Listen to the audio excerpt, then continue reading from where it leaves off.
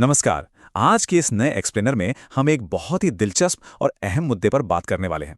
देखिए, जब भी सरकारी नौकरी का जिक्र आता है ना, तो सबसे पहले दिमाग में क्या आता है? जॉब सिक्योरिटी और उसके बाद रिटायरमेंट के फायदे। लेकिन सच कहूं तो इसके नियम और वित्तीय सुरक्षा का पूरा ताना बाना किसी भूल भुलैया से कम नहीं लगता। ये नियम काम कैसे करते हैं, कैलकुलेशन कैसे होती है, चलिए आज इस पूरी भूल भुलैया को एक साथ सुलझाते हैं। एक तरह से ये एक्सप्लेनर एक कंपास का काम करेगा, जो दिखाएगा कि कैसे एक सरकारी कर्मचारी का करियर सिर्फ नौकरी के दौरान ही नहीं बल्कि उसके बाद भी कितनी जबरदस्त सुरक्षा देता है। तो चलिए बिना देर किए शुरू करते हैं। 25 लाख रुपए। जी हाँ, जरा एक पल रुक कर इस आंकड़े पर गौर कीजिए। ये कोई छोटी मोटी रकम नहीं है। ये वो मैक्सिमम रिटायरमेंट ग्रेजुटी है जो एक सरकारी कर्मचारी अपनी सर्विस के आखिर में एक मुश्त ले सकता है। बिल्कुल, ये आंकड़ा ही हमें बता देता है कि आज हम जिन नियमों की बात कर रहे हैं उनका वजन कितना ज्यादा है। और सबसे मजेदार बात जानते हैं क्या है? ये 25 लाख तो महज एक हिस्सा है उस बड़े से फाइनेंशियल पैकेज की, बस एक शुरुआत है जो जिंदगी भर की गई कड़ी मेहनत के बाद मिलता है। तो आज के हमारे इस एक्सप्लेनर के 4 मुख्य हिस्से होंगे। पहला, रिटायरमेंट के अलग अलग प्रकार। दूसरा, रिटायरमेंट पर मिलने वाले फायदे। तीसरा, सर्विस के दौरान दुर्भाग्यवश मृत्यु होने पर क्या प्रावधान है। और चौथा, इन सभी फायदों की सटीक कैलकुलेशन कैसे होती है। चलिए सीधे आते हैं अपने पहले भाग पर, सेवानिवृत्ति यानी रिटायरमेंट के विभिन्न प्रकार। आप देखिए, फायदों को समझने से पहले ये जानना जरूरी है कि किसी की सर्विस ऑफिशियली खत्म कैसे हो रही है। ये सिर्फ उम्र पूरी होने की बात नहीं है। बेसिकली रिटायरमेंट को 4 कैटेगरी में बांटा गया है। पहला और सबसे कॉमन है अधिवर्षता, जिसे हम सुपर एन्युएशन भी कहते हैं। आसान भाषा में कहें तो ये 60 साल की उम्र पूरी होने पर होने वाला नॉर्मल रिटायरमेंट है। वैसे आपको बता दूं, 13 मई 1998 से पहले ये उम्र 58 साल हुआ करती थी। इसके अलावा 3 और स्थितियां होती हैं। अपनी मर्जी से लिया गया वॉलंटरी रिटायरमेंट यानी वीआरएस, प्रशासन की तरफ से लागू किया गया अनिवार्य या कंपल्सरी रिटायरमेंट, और आखिर में मेडिकल ग्राउंड्स पर अनफिट घोषित होने पर मिलने वाला रिटायरमेंट। अब इन दोनों के बीच का फर्क समझना बहुत दिलचस्प है। स्वैच्छिक और अनिवार्य सेवानिवृत्ति। वीआरएस के लिए किसी भी कर्मचारी को कम से कम 20 साल की क्वालिफाइंग सर्विस पूरी करनी होती है और हाँ, 3 महीने का नोटिस देना पड़ता है। वहीं दूसरी तरफ अनिवार्य यानी कंपल्सरी रिटायरमेंट के नियम बिल्कुल अलग हैं। इसके लिए या तो पूरे 30 साल की सर्विस हो चुकी हो या फिर इसे अनुशासनात्मक कार्यवाही के तौर पर एक पेनाल्टी की तरह लागू किया गया हो। दोनों में ही करियर समय से पहले खत्म हो रहा है, लेकिन वजहें एकदम विपरीत हैं। है ना कमाल का फर्क? अच्छा, अब आगे बढ़ते हैं अपने दूसरे भाग की तरफ, सेवानिवृत्ति पर मिलने वाले लाभ। अब उस चीज पर आते हैं जिसका हर किसी को इंतजार रहता है, फाइनेंशियल बेनिफिट्स। जब कोई कर्मचारी रिटायर होता है तो सरकार एक बहुत ही तगड़ा फाइनेंशियल सेफ्टी नेट देती है। इसमें पीएफ और ग्रुप इंश्योरेंस का पैसा तो है ही, लेकिन कुछ नियम सच में शानदार हैं। अब इसी को देखिए, लीव एनकैशमेंट। अगर किसी ने सर्विस के दौरान छुट्टियां नहीं ली हैं तो रिटायरमेंट पर वो अधिकतम 300 दिनों की जमा छुट्टियों का कैश ले सकता है। ये डेडिकेशन का क्या बेहतरीन इनाम है ना? पेंशन की बात करें तो नियम कहते हैं कि मिनिमम पेंशन 9,000 रुपए से कम तो हो ही नहीं सकती। और एक और बड़ी बात, कम्यूटेड वैल्यू, मतलब आप अपनी आगे आने वाली पेंशन का 40% तक हिस्सा आज ही एक मुश्त निकाल सकते हैं। यानी बड़ी जरूरतों के लिए पैसा आज और बाकी का 60% हर महीने पेंशन के रूप में। एकदम सॉलिड प्लानिंग। इस लिस्ट को जरा ध्यान से देखिए। रिटायरमेंट के फायदों की ये फहरिस्त बहुत लंबी है।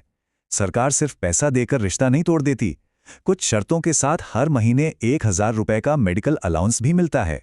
और तो और रेलवे जैसे विभागों में रिटायरमेंट के बाद कॉम्प्लीमेंट्री पास और देश भर में हॉलिडे होम्स में रुकने की सुविधा भी मिलती है। ये इस बात का पक्का सबूत है कि सरकार रिटायरमेंट के बाद सिर्फ एक एम्प्लॉयर नहीं रहती, बल्कि एक लाइफ टाइम गार्जियन बन जाती है। अब एक ऐसा फायदा बताता हूं जो आपको शायद हैरान कर दे। सरकारी क्वार्टर से जुड़ा फादर इन सन रूल। वैसे तो रिटायरमेंट के बाद कुछ महीनों के लिए ही सरकारी घर रखने की परमिशन होती है, लेकिन रेलवे में ये नियम बड़ा खास है। जरा सोचिए, अगर किसी रिटायर हो रहे कर्मचारी का बेटा या बेटी भी उसी सर्विस में काम कर रहे हैं तो वो परिवार उसी क्वार्टर को नॉर्मल किराए पर पूरे 2 साल तक अपने पास रख सकता है। ये नियम परिवार को उस बड़े बदलाव के वक्त कितनी बड़ी राहत देता है, बिल्कुल कमाल की बात है। चलिए अब रुक करते हैं हमारे तीसरे भाग का, सेवा के दौरान मृत्यु यानी डेथ ड्यूरिंग सर्विस। अब हम थोड़े गंभीर लेकिन बहुत ही अहम मुद्दे पर बात करेंगे। जब कोई कर्मचारी ड्यूटी पर रहते हुए इस दुनिया से चला जाता है, जिसे ऑफिशियल भाषा में डेथ इन हार्नेस कहते हैं, तो सिस्टम परिवार को तुरंत कैसे संभालता है। यहाँ काम आती है CEGGIS यानी central government employees group insurance scheme. इसका स्ट्रक्चर बहुत ही क्लियर है। ये मदद कर्मचारी के ग्रुप पर डिपेंड करती है। ग्रुप ए के लिए 1,20,000 रुपये, ग्रुप बी के लिए 60,000, ग्रुप सी के लिए 30,000 और ग्रुप डी के लिए 15,000 रुपये। मतलब उस दुख की घड़ी में परिवार के हाथ में तुरंत कुछ आर्थिक मदद पहुंचाई जाती है। लेकिन बात सिर्फ उस फौरी मदद पे खत्म नहीं होती, लॉन्ग टर्म सपोर्ट भी मिलता है।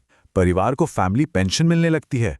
जितनी भी छुट्टियां खाते में बची थीं, उनका पूरा पैसा परिवार को दे दिया जाता है। और इन सब में सबसे बड़ा सहारा है कंपैशनेट अपॉइंटमेंट यानी अनुकंपा नियुक्ति। ये महज पैसों की मदद नहीं है, ये एक नौकरी है। मृतक के परिवार के किसी योग्य सदस्य को सीधे सरकारी नौकरी दी जाती है ताकि घर चलता रहे। एक और शानदार चीज है डिपॉजिट लिंक्ड इंश्योरेंस। पीएफ में जमा पैसों के आधार पर परिवार को 60,000 रुपए तक का एक्स्ट्रा इंश्योरेंस मिलता है। और सबसे बड़ी बात, इस भारी भरकम इंश्योरेंस के लिए कर्मचारी ने अपनी पूरी सर्विस में अपनी जेब से एक पैसा भी प्रीमियम नहीं दिया होता। सब कुछ पूरी तरह से मुफ्त। और अब आते हैं हम अपने आखिरी और चौथे भाग पर, लाभों की गणना। तो ये सब फायदे मिलते तो हैं, लेकिन इनका कैलकुलेशन कैसे होता है, इसका गणित क्या है? इसे समझने के लिए हमें सबसे पहले समझना होगा क्वालिफाइंग सर्विस को। सारा फॉर्मूला इसी पर टिका है। देखिए, क्वालिफाइंग सर्विस और कुल नौकरी के साल दोनों सेम नहीं होते। मान लीजिए किसी ने 30 साल नौकरी की, लेकिन उसमें 1 साल वो सस्पेंड रहा और 6 महीने बिना बताए ड्यूटी से गायब रहा, तो ये 1.5 साल नॉन क्वालिफाइंग हो गया। अब 30 में से ये 1.5 साल घटा दीजिए, बचे साले 28 साल। बस यही है उसकी क्वालिफाइंग सर्विस, और इसी के आधार पर उसकी पेंशन और ग्रेच्युटी तय होगी। सिंपल है ना? और ये रहा हमारा मेन पेंशन फॉर्मूला। ध्यान से सुनिएगा। सबसे पहले रिटायरमेंट से ठीक पहले के 10 महीनों की बेसिक पे का एवरेज निकाला जाता है।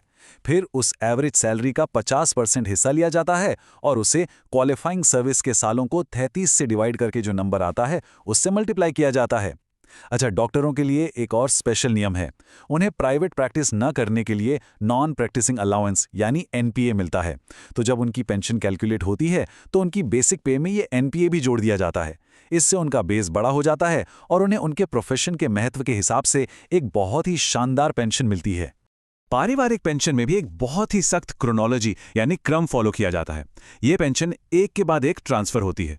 सबसे पहले पत्नी या विधवा को, उसके बाद बच्चों को, तब तक जब तक वो 25 साल के नहीं हो जाते या खुद कमाने नहीं लगते। लेकिन यहाँ एक बात है जो वाकई दिल छू लेती है। अगर कोई बच्चा शारीरिक रूप से अक्षम है और खुद को सपोर्ट नहीं कर सकता, तो सरकार उसे कभी बेसहारा नहीं छोड़ती। वो बच्चा जिंदगी भर इस पेंशन का हकदार रहता है। ये नियम दिखाते हैं कि सिस्टम में कितनी ज्यादा करुणा है। और हाँ, अगर पत्नी या बच्चे नहीं हैं, तो पेंशन माता पिता को मिलती है, जिसमें मां को पहली प्रायोरिटी दी जाती है। तो इन सारे नियमों, फॉर्मूलों और फायदों को इतने करीब से समझने के बाद एक सवाल तो जहन में आता ही है, क्या ये पूरी पेंशन व्यवस्था सिर्फ कुछ पैसों का लेन देन है, या फिर जिंदगी भर देश की सेवा करने का एक सच्चा सम्मान? जब हम क्वालिफाइंग सर्विस, छुट्टियों की नकदीकरण और खास तौर पर डिसेबल बच्चों के लिए लाइफ टाइम पेंशन जैसे रूल्स देखते हैं, तो एक बात बिल्कुल साफ हो जाती है। सरकारी नौकरी के नियम जितने सख्त हैं, उसका ये सेफ्टी नेट उतना ही गहरा, पक्का और मानवीय है। ये एक्सप्लेनर यही तो बताता है कि सर्विस के आखिरी दिन के बाद भी कोई सरकारी कर्मचारी अकेला नहीं पड़ता। पूरा सिस्टम उसके और उसके परिवार के साथ खड़ा रहता है। आज के इस गहरे एक्सप्लेनर में हमारे साथ जुड़ने के लिए आपका बहुत बहुत शुक्रिया।